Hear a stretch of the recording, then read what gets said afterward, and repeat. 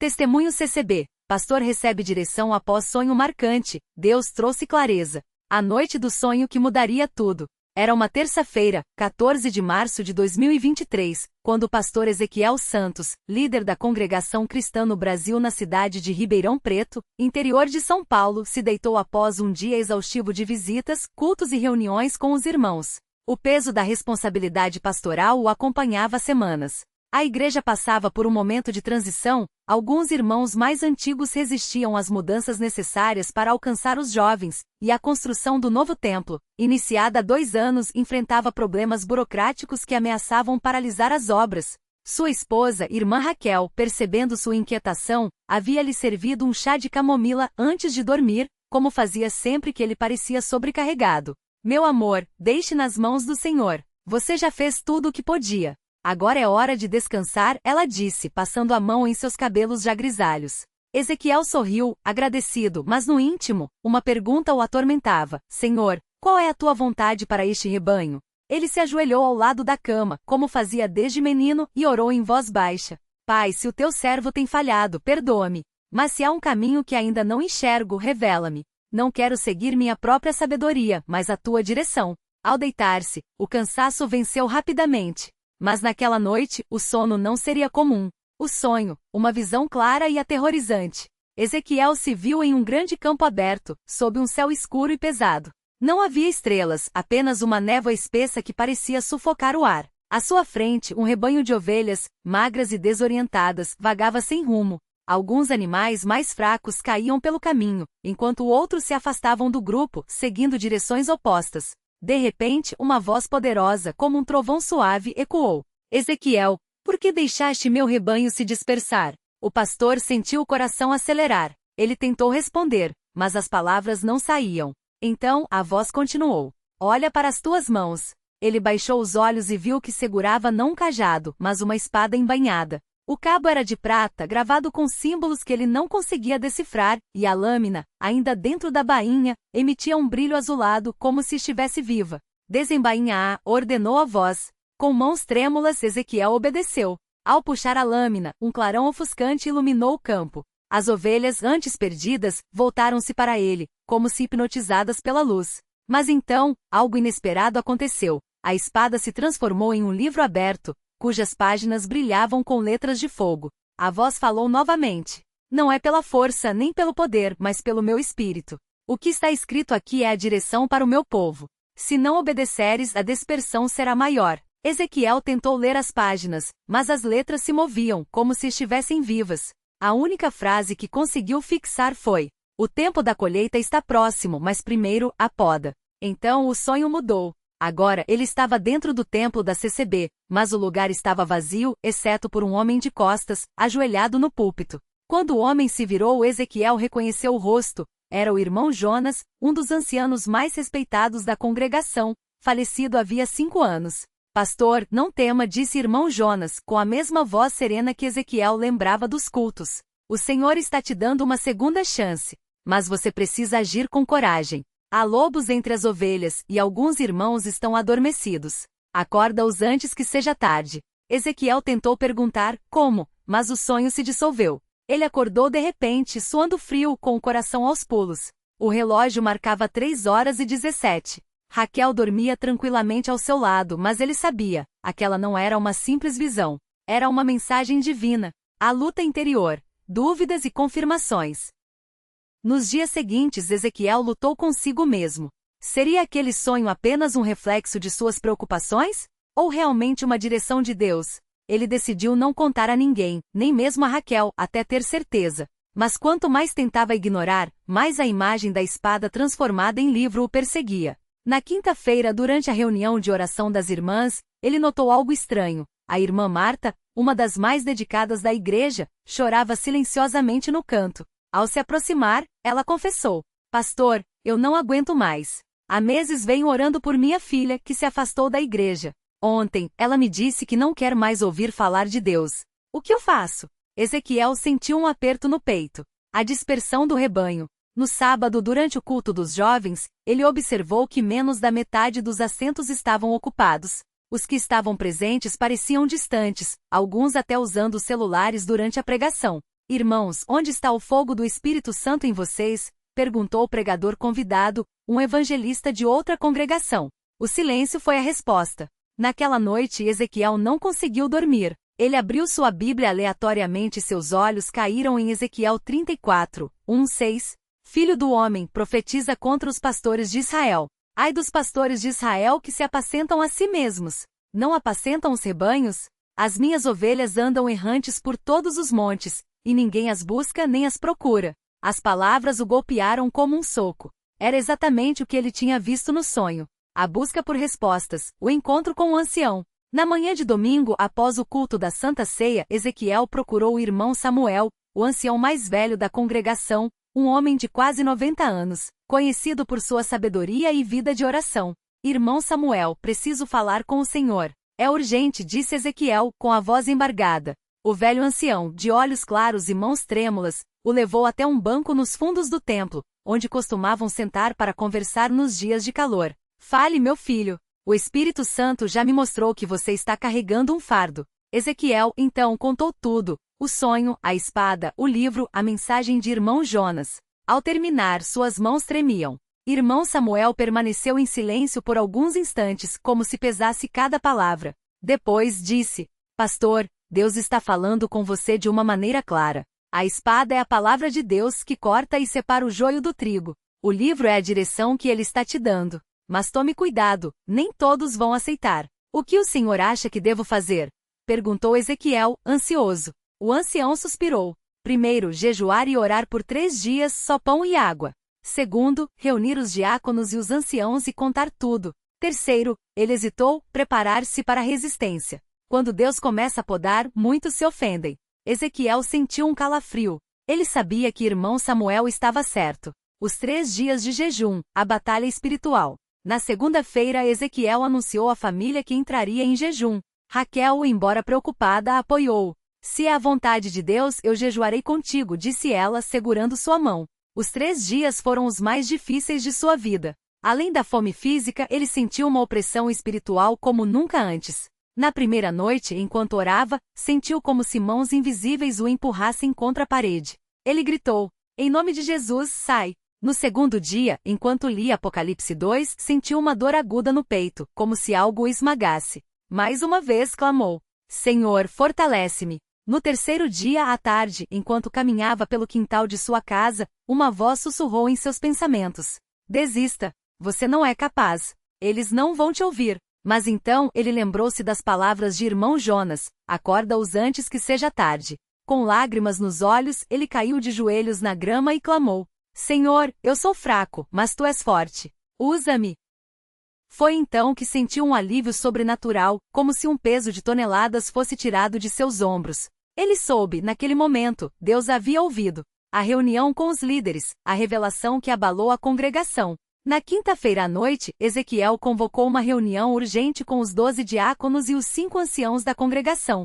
O salão de estudos da igreja estava silencioso, iluminado apenas por uma lâmpada amarela que pendia do teto. Irmãos, eu tive um sonho, começou Ezequiel com a voz firme, mas o coração acelerado. Ele contou tudo sem omitir detalhes. Alguns ouviram com os olhos arregalados. Outros, como o diácono Paulo, cruzaram os braços, céticos. Pastor, com todo respeito, sonhos são sonhos. Não podemos tomar decisões baseadas nisso, disse diácono Paulo, um homem influente, conhecido por sua rigidez. Mas irmão Samuel, que também estava presente, interveio. Você esqueceu, irmão, que Deus falou com José, Daniel e João através de sonhos e visões? Quem somos nós para questionar os meios do Senhor? O diácono Marcos, um dos mais jovens, levantou a mão. Eu também tive um sonho semelhante há 2 semanas. Vi um rebanho se dividindo, e uma voz disse: a unidade será restaurada, mas primeiro, a purificação. Um murmúrio percorreu a sala. Deus estava confirmando sua mensagem. Ezequiel então revelou que acreditava ser a direção. Uma série de cultos de avivamento, focados em arrependimento e santidade. 2. Uma investigação discreta sobre possíveis lobos dentro da igreja, pessoas causando divisões. 3. Uma mudança no formato dos cultos jovens, para torná-los mais atrativos, mas sem perder a essência da doutrina. 4. Uma campanha de visitas aos irmãos afastados, liderada pelos diáconos. A reação foi mista. Alguns, como a diaconisa Ana, choraram de emoção. Outros, como o diácono Paulo, saíram da reunião em silêncio, claramente descontentes. A primeira resistência, o conflito com o diácono Paulo. No domingo seguinte, durante o culto da manhã, Ezequiel anunciou as mudanças. Ele falou com convicção, citando passagens bíblicas que embasavam cada decisão. Mas quando terminou, o diácono Paulo se levantou. Com a palavra do Senhor, pastor, eu discordo. Mudar a ordem dos cultos é desrespeitar a tradição. E essa história de investigar irmãos soa como perseguição. Onde está o amor? Um silêncio tenso tomou conta do templo. Ezequiel respirou fundo e respondeu: Irmão Paulo, o amor também corrige. Se um membro do corpo está doente, não o tratamos. Se há ervas daninhas no campo, não as arrancamos. Não estou acusando ninguém, mas Deus me mostrou que precisamos vigiar. Diácono Paulo sentou-se, mas seu rosto estava vermelho de raiva. Após o culto, vários irmãos vieram falar com Ezequiel, uns apoiando, outros questionando. Pastor, tome cuidado. O diácono Paulo tem muita influência, avisou o irmão Samuel em particular. Ezequiel sabia que a batalha havia apenas começado. A visita à irmã Marta, um sinal de esperança. Na terça-feira, Ezequiel e Raquel foram visitar a irmã Marta, cuja filha, Jéssica, havia se afastado da igreja. Ao chegarem, encontraram Jéssica em casa de olhos inchados como se tivesse chorado. Ela os recebeu com friezas, mas permitiu que entrassem. Jéssica, nós não viemos para julgar, mas para orar por você, disse Raquel, com voz doce. A jovem então desabafou. Eu não aguento mais a hipocrisia. Vejo irmãos falando mal uns dos outros, diáconos brigando por poder, e ninguém faz nada. Como posso acreditar num Deus que permite isso? Ezequiel sentiu como se uma faca o tivesse atravessado. Era exatamente o que Deus havia lhe mostrado, a dispersão causada pela falta de amor. Você está certa em se indignar, admitiu ele. Mas não é Deus que falha. Somos nós humanos que muitas vezes manchamos seu nome. Mas ele está nos dando uma chance de mudar. Você quer fazer parte dessa mudança? Jéssica olhou para ele, surpresa. Depois baixou a cabeça e sussurrou. Eu quero voltar, mas tenho medo. Raquel abraçou-a. O Espírito Santo vai te dar força, minha filha. Naquela noite, Jéssica foi ao culto de oração, e seu retorno emocionou a congregação. A descoberta do lobo, uma traição inesperada. Enquanto isso, discretamente, Ezequiel e 2 diáconos fiéis começaram a investigar os boatos de divisões na igreja. Eles descobriram que um grupo de irmãos, liderado pelo irmão Tiago, um dos cantores do coral, estava espalhando dúvidas sobre a liderança de Ezequiel, dizendo que ele estava mudando a doutrina e seguindo modismos. Pior, eles estavam planejando convocar uma assembleia para destituir Ezequiel do cargo. Ao confrontar irmão Tiago em particular, ele não negou. Pastor, o Senhor está dividindo a igreja. Muitos irmãos mais velhos não aceitam essas mudanças. Nós só queremos preservar a tradição, disse ele, com um sorriso que não chegava aos olhos. Ezequiel sentiu uma tristeza profunda. Irmão Tiago, você está sendo usado pelo inimigo. A tradição é importante, mas sem amor e unidade, ela se torna um ídolo. Irmão Tiago saiu sem responder. Naquela noite, Ezequiel orou como nunca. Senhor, dá-me sabedoria. Não quero perder nenhuma ovelha, mas também não posso permitir que o rebanho seja destruído por dentro. O culto decisivo, a poda dolorosa. No domingo seguinte, Ezequiel subiu ao púlpito com o coração pesado. Ele sabia que aquelas palavras poderiam causar uma divisão, mas também sabia que silenciar seria pior. Irmãos amados, começou com a voz embargada, Deus me mostrou que há entre nós aqueles que, em vez de edificar, estão destruindo. Não falo de erros humanos, mas de rebelião organizada contra a autoridade que Deus estabeleceu. Um murmúrio percorreu o templo. Alguns olharam para irmão Tiago, que estava sentado na segunda fileira pálido. Não vou citar nomes, mas peço que aqueles que têm participado de reuniões para semear discórdia se arrependam publicamente. Caso contrário, pela autoridade que Deus me deu, eles serão excluídos da comunhão até que haja verdadeiro arrependimento. O silêncio foi quebrado por soluços. Várias irmãs choravam. Diácono Paulo se levantou furioso. Isso é abuso de autoridade. O Senhor não pode fazer isso. Mas irmão Samuel se levantou também, apoiando-se em sua bengala. Ele não só pode, como deve. A palavra diz, expulsai o escarnecedor e sairá a contenda, Provérbios 22h10. Irmão Tiago então. Testemunho CCB. Pastor recebe direção após sonho marcante, Deus trouxe clareza. Continuação com profundidade, diálogos e detalhes do cotidiano cristão na CCB. Irmão Tiago, então, sentiu o peso daquelas palavras como se fossem pedras amarradas ao seu peito.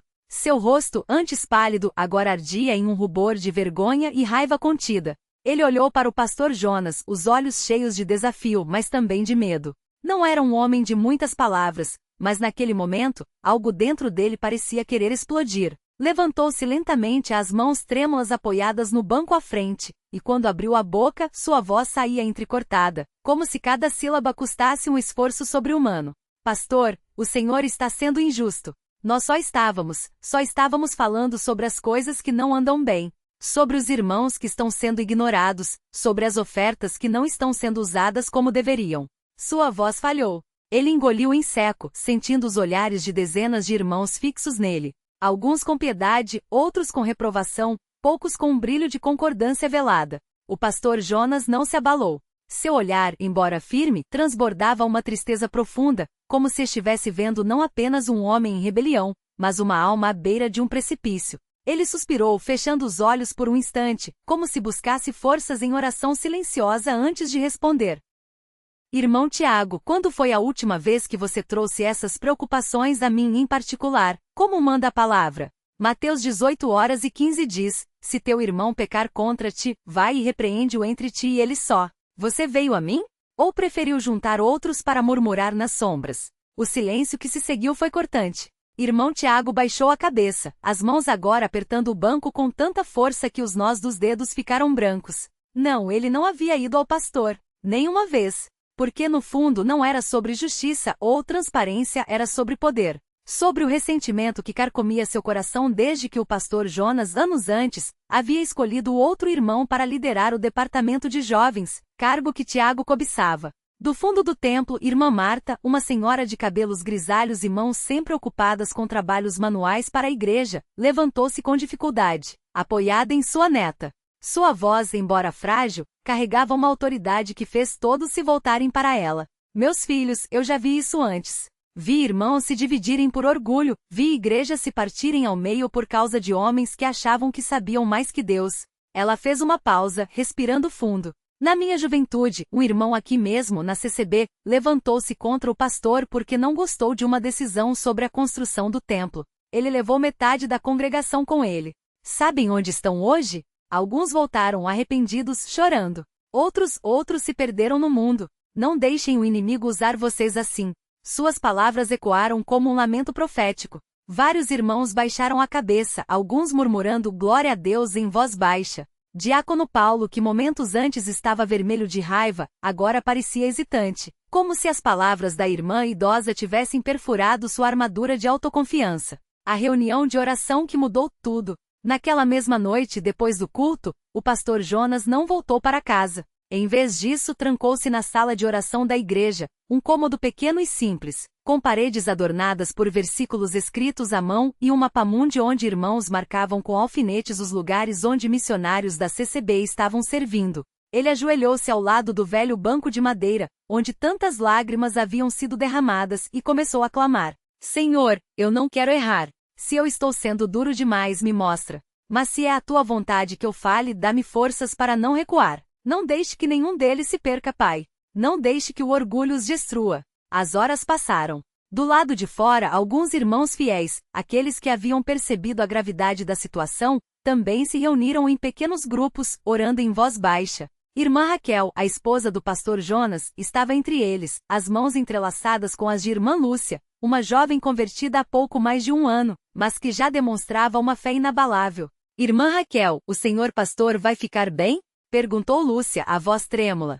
Raquel sorriu, apesar da preocupação estampada em seu rosto. Deus cuida dos seus servos, minha filha. Mas oremos para que ele toque os corações endurecidos. Às vezes a gente acha que está lutando por justiça, mas na verdade está só alimentando amargura. Dentro da sala, o pastor Jonas sentiu uma paz súbita invadi-lo, como se uma mão invisível tivesse se apoiado em seu ombro. Ele abriu os olhos e viu, na penumbra, uma figura junto à porta. Era irmão Samuel, o ancião que havia falado mais cedo. Pastor, o senhor precisa descansar. Amanhã será um dia difícil, disse Samuel, a voz rouca pela idade, mas cheia de sabedoria. Jonas levantou-se, os ossos doloridos pela longa posição de joelhos. Irmão Samuel, você acha que eu fiz certo? O velho servo de Deus olhou-o nos olhos, e por um momento Jonas viu ali não apenas um homem, mas um farol de experiência. Você obedeceu ao que Deus lhe mostrou. Isso é sempre certo. Agora, o que esses homens vão fazer com a correção, isso depende deles. O dia seguinte, confrontos e arrependimentos. Na manhã seguinte, o templo estava silencioso demais. O barulho habitual das irmãs preparando o café da manhã para os obreiros, o som das crianças correndo nos fundos, os irmãos chegando cedo para a limpeza. Tudo parecia abafado, como se a própria igreja estivesse contendo a respiração. O pastor Jonas chegou mais cedo que o habitual. Enquanto caminhava pelo corredor que levava à sua sala, ouviu vozes abafadas vindo da cozinha. Parou por um instante e reconheceu a voz de Diácono Paulo. Ele não pode fazer isso. Nós temos direitos aqui. Outra voz, mais calma, respondeu. Paulo, você está falando como se isso fosse um sindicato. Isso aqui é a igreja.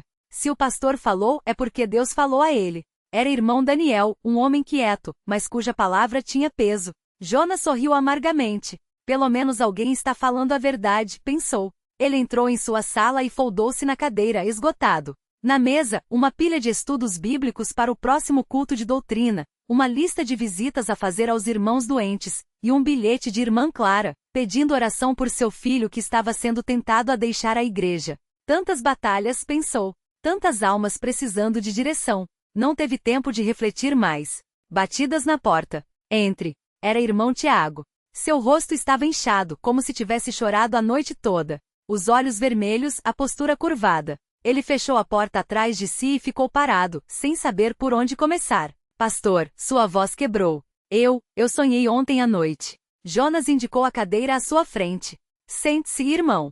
Fale. Tiago obedeceu, as mãos tremendo. Sonhei que estava em um deserto. E tinha um abismo na minha frente. Do outro lado, eu vi a igreja, os irmãos, o Senhor, mas eu não conseguia atravessar. Aí, uma voz disse, volte. O caminho não é pela frente, é por trás. Eu me virei e vi uma ponte. Mas ela era feita de madeira podre. E quando eu pisei, ela quebrou. Eu caí no abismo, e quando olhei para cima, o Senhor estava lá em cima, estendendo a mão. Mas eu não conseguia alcançar. Ele cobriu o rosto com as mãos, os ombros sacudindo. Deus me mostrou que eu estava tentando construir meu próprio caminho. Que minha justiça era só orgulho. Pastor, eu peço perdão. O pastor Jonas não disse nada por um longo momento. Então estendeu a mão e colocou-a sobre o ombro de Tiago. Deus te ama, irmão. E ele te quer de volta no caminho certo. Mas você precisa entender uma coisa, autoridade não é tirania. É responsabilidade. Quando você questiona a autoridade que Deus estabeleceu sem seguir os princípios bíblicos, você não está lutando contra homens, está lutando contra Deus. Tiago assentiu, enxugando as lágrimas. E agora, pastor? O que eu faço? Agora você se arrepende publicamente. Não por mim, mas por você mesmo. Porque o arrependimento verdadeiro libera. E depois você serve. Sem buscar posição, sem esperar reconhecimento. Só por amor a Cristo. A reação de Diácono Paulo. Orgulho ou quebra? Enquanto Tiago se recompunha na sala do pastor, do lado de fora, Diácono Paulo reunia um grupo de irmãos descontentes nos fundos da igreja. Seu rosto estava vermelho, as veias do pescoço saltadas. Isso é ditadura. O pastor não pode simplesmente expulsar pessoas sem dar direito à defesa. Irmão Mário, um homem calmo que trabalhava como mecânico e era conhecido por sua paciência, cruzou os braços. Paulo, você está exagerando. Ninguém está sendo expulso. O pastor está dando chance para arrependimento. Se a gente errou, a gente pede perdão e segue em frente. Por que você está fazendo disso uma guerra? Porque não é justo. Paulo bateu a mão na mesa, fazendo os copos de café tremerem. Ele está abusando do poder. Nesse momento, irmã Ana, uma das diáconas mais respeitadas, entrou na sala com uma bandeja de pães. Seu rosto estava sério. Irmãos, eu ouvi tudo. E vou dizer uma coisa, se vocês acham que o pastor está errado, então orem. Mas não venham aqui alimentar rebelião. Lembrem-se de Coríntios 10:12, aquele que pensa estar em pé, veja que não caia. Ela colocou a bandeja na mesa com um golpe seco e saiu, deixando um silêncio constrangedor. Paulo olhou ao redor, esperando apoio, mas encontrou apenas olhares hesitantes. Alguns irmãos começaram a se levantar, murmurando desculpas. Onde vocês vão? Perguntou a voz agora menos confiante. Vou orar, Paulo. Porque se o pastor está certo, e a gente está errado, então a gente precisa se arrepender. E se o pastor está errado, então Deus vai lidar com ele. Não cabe a nós. Disse irmão Mário, já se dirigindo à porta. Paulo ficou sozinho na sala, o café esfriando na mesa. Pela primeira vez, uma dúvida genuína o atingiu. E se eu estiver errado? E se, em vez de lutar por justiça, eu estiver só me rebelando contra Deus? O culto de arrependimento, lágrimas e restauração. Na noite seguinte, o templo estava lotado. A notícia do confronto havia se espalhado, e até irmãos de congregações vizinhas vieram para ver o desfecho. O ar estava pesado, carregado de expectativa e tensão. O pastor Jonas subiu ao púlpito com a Bíblia na mão, o rosto sério, mas os olhos brilhando com uma paz que só vem de Deus. Ele não começou a pregar imediatamente. Em vez disso, ficou em silêncio por alguns segundos, olhando para a congregação como um pai olha para filhos rebeldes, esperando que eles mesmos tomem a iniciativa de pedir perdão. Foi irmão Tiago quem quebrou o silêncio. Ele se levantou da segunda fileira, onde estava sentado com a cabeça baixa, e caminhou até a frente. Sua voz tremia, mas as palavras saíram claras. Irmãos, eu peço perdão a vocês e a Deus. Eu me deixei levar pelo orgulho e pela amargura. Em vez de buscar a Deus em oração, juntei outros para murmurar. Isso não é de Deus. Isso é do inimigo. E eu não quero mais fazer parte disso. Ele ajoelhou-se diante do púlpito, e o pastor Jonas colocou a mão sobre sua cabeça. Meu irmão, Deus te perdoa. E eu também. Levante-se. Tiago obedeceu, os olhos úmidos, e voltou para seu lugar. Um murmúrio de glória a Deus percorreu o templo. Então, para surpresa de todos, diácono Paulo levantou-se. Seu rosto não mostrava mais raiva, mas uma luta interna visível. Ele engoliu em seco, as mãos apertando o banco à frente. Pastor, sua voz falhou. Ele fez uma pausa, respirando fundo. Eu também errei. Não deveria ter falado daquela maneira. Não deveria ter juntado irmãos para questionar sua autoridade. Peço perdão. O pastor Jonas sorriu, os olhos cheios de lágrimas. Paulo, meu irmão, Deus vê seu coração. Venha aqui. Paulo caminhou até a frente, e quando o pastor estendeu a mão, ele a segurou com força, como um náufrago se agarrando a um salva-vidas. Deus te perdoa, filho. Agora vamos seguir em frente. Porque a igreja não é um lugar para divisões, mas para unidade. Não para orgulho, mas para humildade. Não para rebelião, mas para submissão a Cristo. O templo explodiu em louvor. Irmãos que haviam estado em lados opostos agora se abraçavam, chorando. As irmãs cantavam hinos de restauração, e até as crianças, sentadas nos bancos da frente, pareciam sentir a presença de Deus de maneira especial. Os dias que seguiram, restauração e novo começo.